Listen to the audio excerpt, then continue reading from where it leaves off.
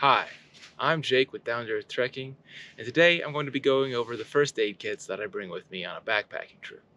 So, I'll go over my personal first aid kit that I'll bring whenever I go on a solo trip, and I'll also go over the group first aid kit that I'll bring whenever I go on a group backpacking trip. And if you're more interested in one part or the other, I have timestamps in the description, so feel free to use those to jump around.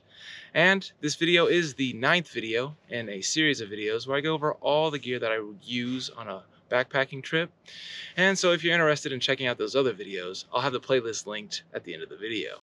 Let's start off with my personal first aid kit. So that's this little yellow guy right here. And everything that I have in here, I just took from a larger first aid kit that I bought at the store, and I was able to pick out everything I needed and assemble it into this little guy. So everything I've got in here is really just fit for my personal needs. So I have some pain medications. I've got some Ibuprofen tablets and Tylenol tablets, individually packaged. And then I have got some bite and sting pads to relieve any kind of insect bite or sting you might get, just clean the area as well. And then I've got some Technu anti-itch cream in case I get caught up in some poison ivy or some kind of other plant like that. And then I've got these larger non-adherent bandages. That way if I get a little cut or a scrape that's bigger than something that a band-aid could handle, I've got these. And then I've got the mole skin for any kind of blisters I might get on my feet. And then here in the back, I've got some antiseptic towelettes to clean any injuries I might get. And then also some antibiotic ointment to apply onto any kind of injury and help keep it from getting infected.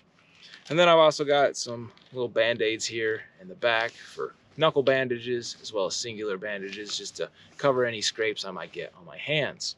And that is everything that I carry in this little first aid kit. And that's pretty much all I need to cover any minor issues that I may encounter while on the trail. And I also carry this bandage wrap on this little clip right here.